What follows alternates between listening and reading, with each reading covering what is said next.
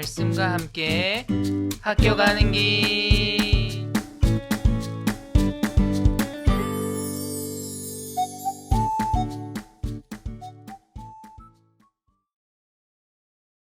기브아에서 전쟁을 알리는 나팔을 불어라. 라마에서도 비상나팔을 불어라. 벳 아웬에서도 전쟁이 터졌다고 경보를 알려라. 베냐민아, 적군이 내 뒤를 쫓는다. 에브라임이 벌을 받는 날에는 온 나라가 항무지가 될 것이다. 이스라엘의 모든 지파에게 이미 확정된 일을 내가 선포한다. 유다의 통치자들은 경계선을 범하는 자들이니 내가 그들 위해 나의 분노를 물처럼 쏟아부을 것이다. 에브라임이 도움을 구하러 허무한 것을 뒤쫓아갔으니 에브라임이 심판을 받아 억압을 당하고 짓밟혔다. 그러므로 나는 에브라임에게는 좀으로 유다 가문에게는 썩이는 것으로 칠 것이다. 에브라임이 자기의 중병을 깨닫고 아시리아로 가고 유다는 제 몸에 난 상처를 보고 그 나라의 대왕에게 특사를 보냈다.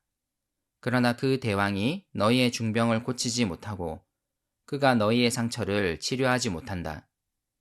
내가 사자처럼 에브라임에게 달려들고 젊은 사자처럼 유다 가문에 달려들어 그들을 물어다가 갈기갈기 찢을 것이니 아무도 내 입에서 그들을 빼내어 건져주지 못할 것이다. 나는 이제 내 곳으로 돌아간다. 그들이 지은 죄를 다 뉘우치고 나를 찾을 때까지 기다리겠다. 환난을 당할 때에는 그들이 애타게 나를 찾아 나설 것이다. 하나님은 오늘 북이스라엘과 남유다 모두를 향해 말씀하십니다. 북이스라엘은 아시리아에 의해 완전히 폐허가 될 것입니다. 남유다 역시 하나님의 심판 아래 놓일 것입니다.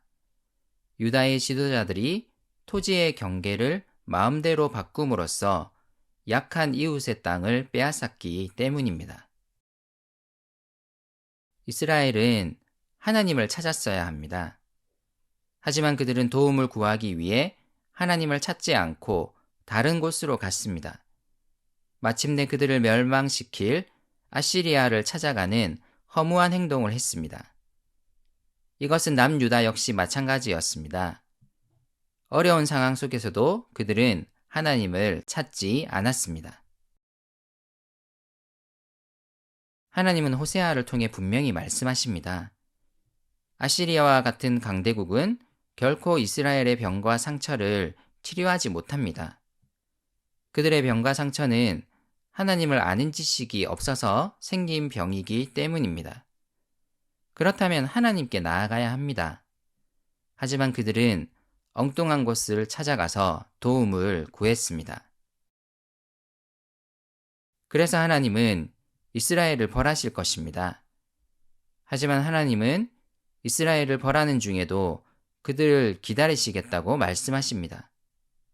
그들이 뉘우치고 하나님을 찾아올 때까지 기다리겠다고 말씀하십니다. 여기에서 하나님의 진짜 마음이 드러납니다. 하나님은 애타게 그들을 기다리십니다. 묵상해 봅시다. 성경은 하나님을 기다리시는 아버지로 묘사할 때가 많습니다. 오늘도 내가 그분을 찾아오기를 기다리시는 하나님을 떠올려 보세요. 하나님의 어떤 마음이 느껴집니까? 혹시 요즘 나는 하나님을 떠나 있지 않습니까? 그분 안에서만 진정한 사랑과 평안을 누릴 수 있습니다.